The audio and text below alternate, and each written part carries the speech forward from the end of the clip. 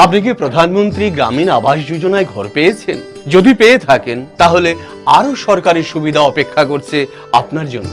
এগুলি হলো আপনার জন্য মহাত্মা গান্ধী রেগা প্রকল্পে ৯৫ শ্রম দিবস বরাদ্দ করা হবে আপনার নিজের ঘর বানানোর জন্য, যাতে করে আপনি অন্য কোথাও রেগার কাছে যেতে না হয়। এছাড়াও উজ্জ্বলা প্রকল্পে বিনামূল্যে পেতে পারেন গ্যাস সংযোগ। শুধু তাই নয়, জল জীবন মিশন প্রকল্পে আপনার বাড়িতে পানীয় জলের সরবরাহের ব্যবস্থা করা হবে। ঘর নির্মাণের জন্য যদি অতিরিক্ত অর্থের প্রয়োজন হয় তাহলে সহজ কিস্তিতে ৯% সুদে নিকটবর্তী ব্যাংক থেকে ১০ থেকে ৭০ হাজার টাকা পর্যন্ত ঋণ পেতে পারেন। তাই এইসব সরকারি সুবিধা পাওয়ার জন্য পঞ্চায়েত স্তর থেকে ব্লক স্তর পর্যন্ত আপনার পাশে দাঁড়িয়ে আছে প্রশাসন। তাই প্রধানমন্ত্রী গ্রামীণ আবাস যোজনার ঘর পাওয়া মানেই আরো সুখের সন্ধান। ত্রিপুরা সরকারের গ্রামোন্নয়ন দপ্তর কর্তৃক জনস্বার্থে প্রচারিত। नमस्कार। खुलू माखा, जय मां त्रिपुर सुंदरी कार्यक्रम में हमारे साथ जुड़ रहे त्रिपुरा के मुख्यमंत्री श्रीमान बिप्लब देव जी, केंद्रीय मंत्रिमंडल में मेरे सहयोगी श्रीमान गिरिराज सिंह जी, श्रीमती प्रतिभा भौमिक जी, त्रिपुरा के उप मुख्यमंत्री श्री जिष्णुदेव वर्मा जी, सभी सांसदगण, विधायकगण और स्थानीय निकायों के साथ पंचायतों के सदस्य और त्रिपुरा के मेरे उत्साही परिश्रमी सभी मेरे प्यारे भाई बहनों, मेरे नौजवान साथियों, त्रिपुरा के साथियों से बात करके मेरा विश्वास और बढ़ गया है। आज जिन जिन लोगों से मुझे बात करने का मौका मिला, अच्छा लगा। विकास की ये चमक, अपने घर और सम्मानपूर्ण जीवन का ये आत्मविश्वास त्रिपुरा को और समूचे पूर्वोत्तर को बहुत ऊंचाइयों तक ले जाएगा। नई सोच के साथ आगे बढ़ता त्रिपुरा आने वाले दिनों में कैसा होगा, इसका अंदाजा भी हम लगा सकते हैं। साथियों, हमारे जीवन में कोई बड़ा बदलाव आए, कोई बड़ी सफलता मिले, इससे हमें स्वाभाविक रूप से उत्साह, उमंग, एक नई ऊर्जा मिल जाती है। लेकिन ये सफलता उम्मीद की नई किरण अगर लंबे इंतजार के बाद प्रकट हो, जिंदगी भर अंधेरा ही अंधेरा, अंधेरा ही अंधेरा, और उसमें एक किरण नजर आ जाए तो उसकी चमक कई गुना ज्यादा होती है। जब से बिप्लब देव जी की सरकार बनी है, जब से दिल्ली में हमें और बिप्लब जी को साथ में काम करने का मौका मिला है, लगातार ये चमक बढ़ती चली जा रही है। आज हमारा त्रिपुरा और समूचा पूर्वोत्तर ऐसे ही बदलाव का साक्षी बन रहा है। आज प्रधानमंत्री आवास योजना के तहत दी गई पहली किस्त ने त्रिपुरा के सपनों को भी नया हौसला दिया है।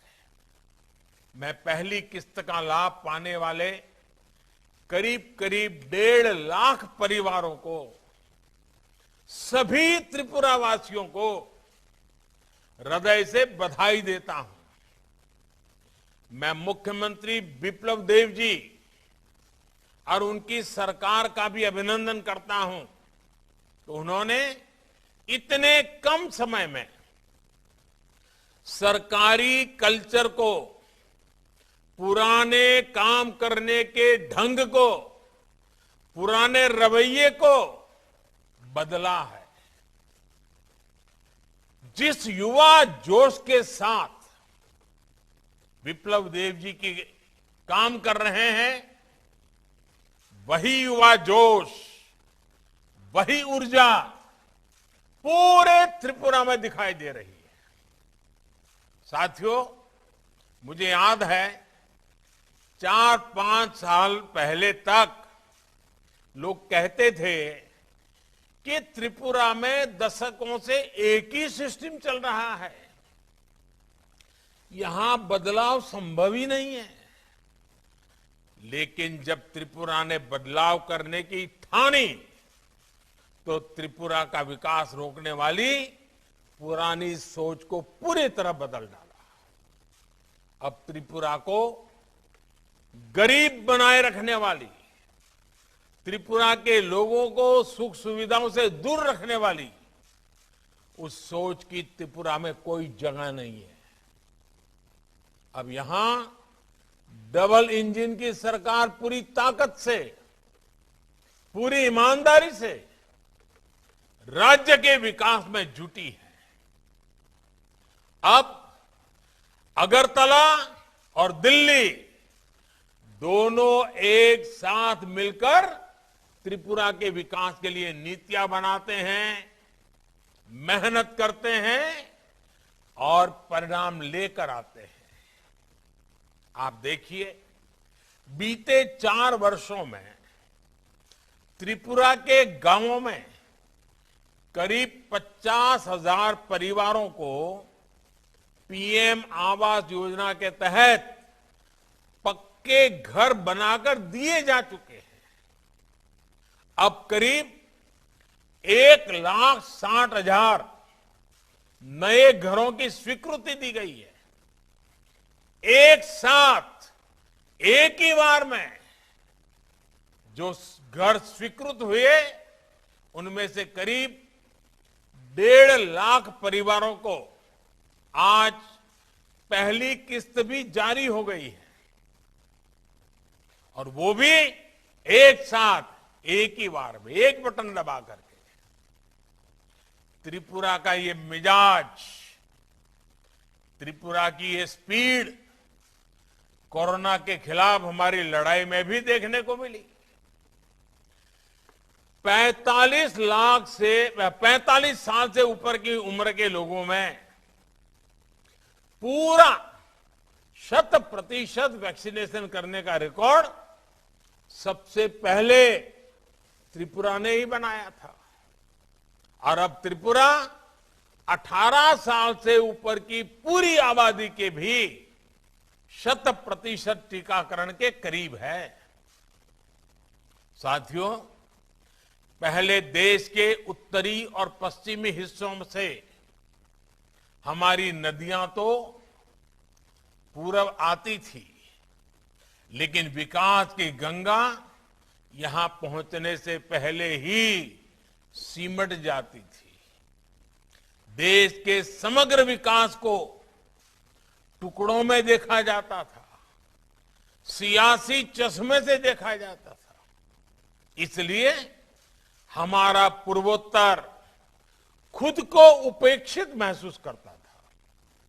लेकिन आज देश के विकास को एक भारत श्रेष्ठ भारत की भावना से देखा जाना चाहिए। विकास को अब देश की एकता, अखंडितता का पर्याय माना जाता है। पहले नीतियां दिल्ली के बंद कमरों में बनती थी और पूर्वोत्तर को उनमें फिट करने की नाकाम कोशिश होती थी। जमीन से ये कटाव ही अलगाव को जन्म देता है। इसलिए पिछले 7 सालों में देश ने एक नई सोच, नई अप्रोच तय की है। अब दिल्ली के हिसाब से ही नहीं, बल्कि यहां की जरूरतों के हिसाब से नीतियां बनती है। प्रधानमंत्री आवास योजना को ही लीजिए। पक्के मकान को लेकर कुछ नियम त्रिपुरा के लाखों परिवारों के सामने बाधा बन रहे थे, लेकिन सरकार ने त्रिपुरा की भौगोलिक परिस्थितियों को समझा, उसके हिसाब से नियम बदले, आवश्यक नीतियां बनाई और उसके कारण आज हजारों नए परिवारों को इस योजना का लाभ मिल रहा है। विकास के लिए यही संवेदनशीलता बहुत जरूरी है। इतना ही नहीं, हमने इस और भी ध्यान दिया कि यहां के वातावरण और रहन सहन के हिसाब से घर कैसे होने चाहिए। हमने घरों का साइज भी बढ़ाया और उन्हें नई सुविधाओं से भी जोड़ा। साथियों, पीएम आवास योजना की जो एक बहुत बड़ी ताकत है, उसके बारे में मैं देश को बार बार बताता हूं। और जिस स्थान को त्रिपुर सुंदरी का विशेष आशीर्वाद मिला हो, वहां तो मैं इस बात का जिक्र जरूर करूंगा। सदियों तक हमारे यहां जो सोच रही, उसमें महिलाओं के नाम पर घर नहीं होता था, महिलाओं के नाम पर संपत्ति नहीं होती थी। पीएम आवास योजना ने इस सोच को भी बदलने का काम किया है। इस योजना के तहत जो घर बनते हैं, उनका मालिकाना हक ज्यादा से ज्यादा हमारी बहन बेटियों को मिल रहा है, बेटियों को मिल रहा है। अब वो घर के कागज पर भी घर की मालकिन बन रही है। इतना ही नहीं, पीएम आवास योजना से मिले घरों में जो गैस का कनेक्शन मिल रहा है, बिजली कनेक्शन मिल रहा है, पानी कनेक्शन मिल रहा है, उन सब का लाभ भी हमारी माताओं को, हमारी बहनों को, हमारी बेटियों को ही सबसे ज्यादा हो रहा है। साथियों, भारत के विकास में आत्मविश्वास से भरी हुई भारत की महिला शक्ति भारत को आगे बढ़ाने में एक बहुत बड़ा योगदान है। इस महिला शक्ति का बहुत बड़ा प्रतीक हमारे महिला सेल्फ हेल्प ग्रुप भी है। हमने सेल्फ हेल्प ग्रुप में काम करने वाली बहनों को जनधन खातों के माध्यम से बैंकिंग सिस्टम से जोड़ा है। उन्हें बिना गारंटी ऋण में भी काफी बढ़ोतरी की गई है। हर सेल्फ हेल्प ग्रुप को पहले जहां 10 लाख रुपए तक का बिना गारंटी का ऋण मिलता था, अब ये राशि बढ़ाकर 2 गुनी यानी 20 लाख कर दी गई है। मुझे खुशी है कि त्रिपुरा सरकार की भी महिलाओं को सशक्त करने में पूरी शक्ति से काम करने की उनकी नीतियां रही है। यहां पहले जो सरकार थी, विप्लव देव जी के आने के पहले की बात कर रहा हूं, उसके 5 साल में त्रिपुरा में सिर्फ 4000 महिला सेल्फ हेल्प ग्रुप बने थे, जबकि यहां 2018 में डबल इंजन की सरकार बनने के बाद 26,000 से ज्यादा नए महिला सेल्फ हेल्प ग्रुप बने हैं। इनसे जो महिलाएं जुड़ी हैं, एग्रीकल्चर प्रोडक्ट्स बना रही हैं, बैम्बू से जुड़े प्रोडक्ट बना रही हैं, हथकरघा के काम में जुटी है। त्रिपुरा सरकार इन्हें आर्थिक मदद दे रही है, इन्हें निरंतर सशक्त कर रही है। साथियों, कैसे कम समय में बड़े बदलाव हो सकते हैं, सीमित समय में नई व्यवस्थाएं खड़ी की जा सकती हैं। आज मैं त्रिपुरा को बधाई देता हूं कि त्रिपुरा ने करके दिखाया है। पहले यहां कमीशन और करप्शन के बिना बात ही नहीं होती थी, लेकिन आज सरकारी योजनाओं का लाभ डायरेक्ट बेनिफिट ट्रांसफर डीबीटी के जरिए सीधे आपके बैंक खातों में पहुंच रहा है। पहले अपने एक एक काम के लिए सामान्य मानवी को सरकारी दफ्तरों के चक्कर लगाने पड़ते थे, लेकिन अब तमाम सेवा और सुविधाएं देने के लिए सरकार खुद आपके पास आती है। पहले सरकारी कर्मचारी समय पर सैलरी मिल जाए इसके लिए परेशान रहते थे, अब उन्हें 7वें वेतन आयोग का लाभ मिल रहा है। पहले यहां किसानों को अपनी फसल बेचने के लिए परेशान होना पड़ता था, लेकिन अब त्रिपुरा में पहली बार किसानों से एमएसपी पर फसल की खरीदी की गई है। यही त्रिपुरा, यही लोग, यही सामर्थ्य, लेकिन पहले स्ट्राइक कल्चर के कारण इंडस्ट्री यहां आने से डरती थी। वहीं अब त्रिपुरा का निर्यात करीब 5 गुना बढ़ गया है।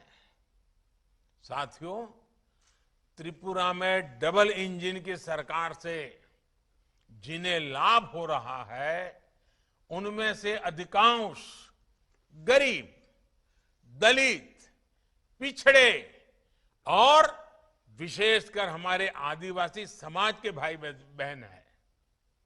हमारा पूर्वोत्तर तो देश की सबसे पुरानी और समृद्ध आदिवासी संस्कृतियों का भी केंद्र है। आजादी के इतिहास में हमारे पूर्वोत्तर के आदिवासी सेनानियों ने और देश के भी हमारे आदिवासी सेनानियों ने देश के लिए अपना बलिदान दिया है। इस परंपरा को सम्मान देने के लिए, इस विरासत को आगे बढ़ाने के लिए देश लगातार काम कर रहा है। इसी कड़ी में आजादी के अमृत महोत्सव के दौरान देश ने एक बहुत बड़ा फैसला लिया है। देश अब 15 नवंबर को 15 नवंबर को हर साल भगवान बिरसा मुंडा की जन्म जयंती को जनजातीय गौरव दिवस के रूप में मनाया जाएगा। यानी कल जो 15 नवंबर आ रही है, कल का दिन पूरे हिंदुस्तान के हर कोने में जनजातीय गौरव दिवस के रूप में मनाया जाएगा और हमेशा के लिए ये जनजातीय गौरव दिवस होगा। ये दिन केवल हमारी आदिवासी विरासत को नमन करने का दिन होगा, बल्कि एक समृद्ध समाज के लिए देश के संकल्प का प्रतीक भी बनेगा। और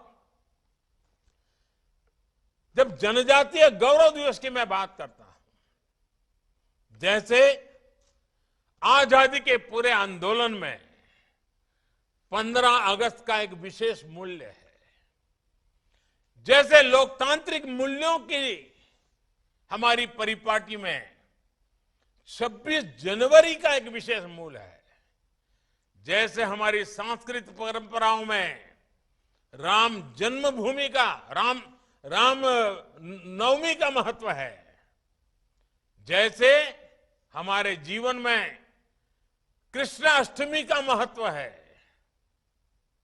वैसे ही 2 अक्टूबर महात्मा गांधी की जयंती अहिंसा दिवस के रूप में स्थान है। जैसे 31 अक्टूबर सरदार वल्लभ भाई पटेल, उनकी जन्म जयंती देश की एकता के संदेश के साथ जुड़ी हुई, वैसे ही अब 15 नवंबर हमारा देश जनजातीय गौरव दिवस के रूप में मनाएगा और देश की जनजातियों ने देश के विकास के लिए, देश की समृद्धि के लिए जो कुछ भी किया है, जो भी करना चाहते हैं, इन सबको उमंग के साथ आगे बढ़ा जाएगा। साथियों, आजादी का अमृत महोत्सव, देश का ये महोत्सव पूर्वोत्तर के रंगों और यहां की संस्कृति के बिना पूरा नहीं हो सकता। इसलिए 2047 में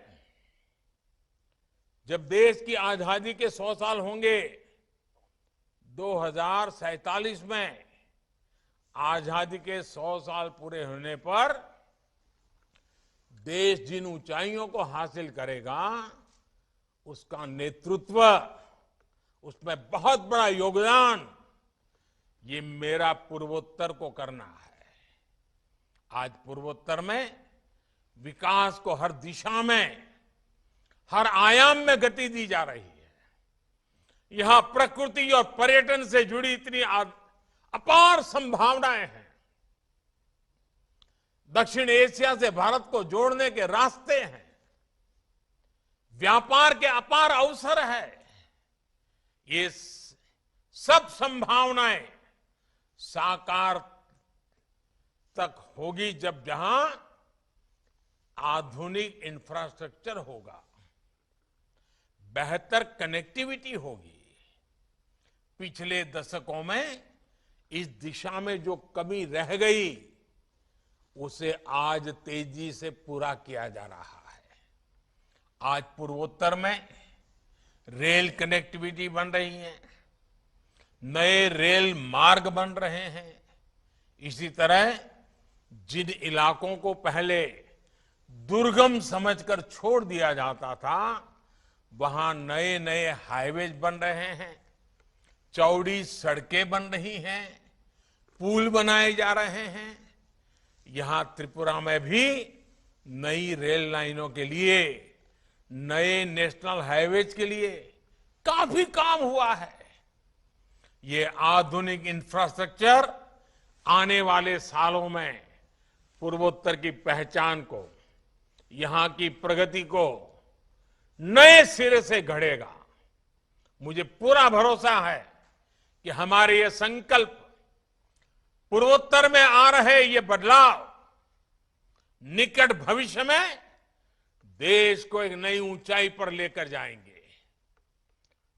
फिर एक बार इतने बड़े महत्वपूर्ण काम, छोटे से राज्य में इतनी बड़ी महत्वपूर्ण छलांग मुझे भी गर्व देती है, आनंद देती है।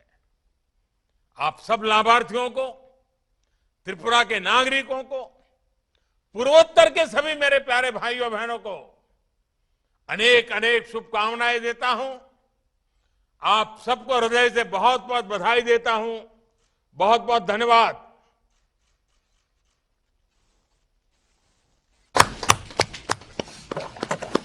मैं माननीय प्रधानमंत्री जी का उनके मार्गदर्शन के लिए आभार प्रकट करता हूं।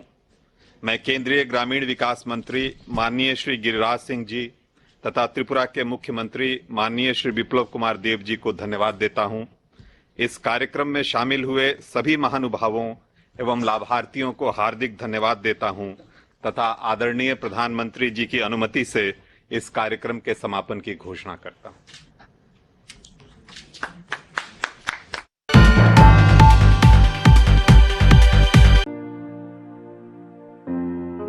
নমস্কার স্যার, আমার তো অনেক ঘরের ছবি তুলে লয়ে গেছে, অনেক টাকাটা কেমনে দিবেন? হাতে দিবেন? না না, আচ্ছা স্যার। নগদ টাকা দেওয়ার কোনো সিস্টেমই নেই। পুরোটো টাকাই আপনার ব্যাংক অ্যাকাউন্টের মাধ্যমে দেওয়া হবে। ব্যাংক আর অন্য কেউ গন্ডগোল করতো না তো স্যার। একেবারেই না। সরকার আপনাকে আপনার নিজের ঘর বানানোর জন্য মোট 3 ধাপে 1,30,000 টাকা আপনাকে মঞ্জুরি দেবে।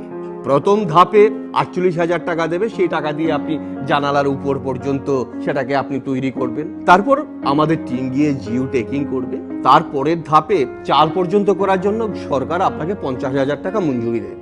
ওইটা আবারও সেই জিও টেকিং করে দেখার পর ঘর নির্মাণ অর্থাৎ শেষ অবধি সরকার আপনাকে 32,000 টাকা মঞ্জুরি দেবে। কিন্তু পুরো টাকাটাই দেওয়া হবে আপনাকে ব্যাংক অ্যাকাউন্টের মাধ্যমে। তার জন্য আপনার মাঝখানে কারুর কাছে যাওয়ার বা কোনো রকমের পরামর্শ নেওয়ার প্রয়োজন নেই।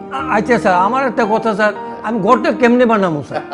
আমাদের গ্রাম উন্নয়ন দপ্তরের যে ইঞ্জিনিয়াররা আপনারা ঘরের সুবিধাভোগীদের নিয়ে একটা ওয়ার্কশপ করবে। সেখানে ঘর কিভাবে বানাবেন সেই বিষয়ে আপনাদেরকে পরামর্শ দেওয়া হবে, যাতে আপনাদের ঘর আপনারা নিজেরাই তৈরি করতে পারেন। ধন্যবাদ স্যার, ধন্যবাদ। তাহলে আমি আই স্যার। হ্যাঁ, ঠিক আছে স্যার। ত্রিপুরা সরকারের গ্রামোন্নয়ন দপ্তর কর্তৃক জনস্বার্থে প্রচারিত। নমস্কার। প্রধানমন্ত্রী আবাস যোজনা গ্রামীণ প্রকল্পে যারা ঘর পেয়েছেন তারা ঘর কি করে বানাবেন সেই বিষয়ে আজকে আলোচনা করব। পাক্কা ঘর বলতে বোঝায় ইট বা কংক্রিট দিয়ে তৈরি ফাউন্ডেশন বা ভিতের উপর দাঁড়ানো একটা ঘর। যেই ঘরের দেওয়াল হবে আপনার ইট দিয়ে হতে পারে, কংক্রিটের ব্লক দিয়ে হতে পারে, টিন দিয়ে হতে পারে, আর রুফ বা ছাদ হবে টিন বা কংক্রিট দিয়ে তৈরি কোনো ম্যাটেরিয়ালস, আর ফ্লোর হবে সিমেন্ট দিয়ে পাক্কা। ঘরের আয়তন সরকারি নির্দেশিকা অনুযায়ী 25 বর্গ মিটার বা 270 বর্গ ফুট হতে হবে। ঘরের এই লম্বা বা দৈর্ঘ্য আপনারা যদি 18 ফিট নিয়ে নিলেন এবং ঘরের পাশ বা প্রস্থ আপনারা 15 ফিট নিয়ে নিলেন, এই 18 ফিট আর 15 ফিট এই দুটো গুণ করুন, দেখবেন 270 বর্গ ফিট হয়ে গেছে। আমরা যে অঞ্চলে বাস করি সেটা ভূমিকম্প প্রবণ জোন। সেখানে ঝড়, বৃষ্টি, বন্যা সেগুলো তো লেগেই আছে, সেটাও সবচেয়ে বেশি। তো সেই ক্ষেত্রে আমাদের ঘরটাকে শক্ত করতে গেলে কি করতে হবে? আমাদের ঘরের সবচেয়ে দুর্বল যে পোর্শনগুলো সেগুলোর মধ্যে আমাদের স্টিল রড ব্যবহার করতে হবে। সেই স্টিল রড আপনারা আরসিসি পিলার বা আরসিসি ব্যান্ডের মাধ্যমে ঘরের মধ্যে ব্যবহার করবেন। তো এই আমরা মিনিমাম মানে ন্যূনতম 3টে ব্যান্ড প্রোভাইড করি। সেটা হলো একটা প্লিন্থ লেভেলে ব্যান্ড, একটা জানলার এবং দরজার উপরের লেভেলে, এটাকে বলে লিন্টাল ব্যান্ড, সেই ব্যান্ডটাকে প্রোভাইড করি, এবং একটা টপ যেটা রুফ লেভেলে আছে ওয়ালের একদম উপরের ভাগে আমরা আরেকটা ব্যান্ড প্রোভাইড করি। এই 3টে ব্যান্ড দিয়ে আমরা ঘরটাকে বেঁধে রাখি আরসিসি পিলারের সাথে। যারা আরসিসি পিলার দিতে পারবেন না তারা অন্তত ব্রিক পিলার দিলেও ব্রিক পিলারের মাঝখানে একটা করে রড হলেও দিতে হবে। কেন বলছি এই কথাটা? আমাকে একটা ওয়াল ভাবুন, এই আমি হাত ছড়ালাম, এটা আমার আরসিসি ব্যান্ড, এটা কোনো কিছু ধরে নেই, এবার ভূমিকম্প আমাকে পেছন থেকে ধাক্কা মারছে, আমি এই সামনের দিকে পড়ে যাচ্ছি। এবার ভাবুন আমার এই হাত, এই আরসিসি ব্যান্ড, সেটা দুটো পিলার বা একটা করে রড হলেও ধরে রেখেছে। এবার আমাকে ধাক্কা দিন, দেখুন আমি সহজে পড়ে যাচ্ছি না, আমার সব প্রেশার পিলারের উপর চলে যাচ্ছে। আরেকটা জিনিস আমাদের মনে রাখতে হবে, আমাদের যে ছাদ সেটার যে টিন যদি ইউজ করে থাকেন তাহলে টিনের থিকনেসটা আপনাদের মিনিমাম 0.4 মিলিমিটার হতে হবে। এছাড়াও গ্রামোন্নয়ন দপ্তর আপনাদের জন্য 6টা ঘরের মডেল ডেভেলপ করেছে। আপনারা চাইলে সেই ঘরের মডেল থেকে যে কোনো একটাকে সিলেক্ট করে আপনারা নিজেদের স্বপ্নের বাড়ি বানাতে পারেন।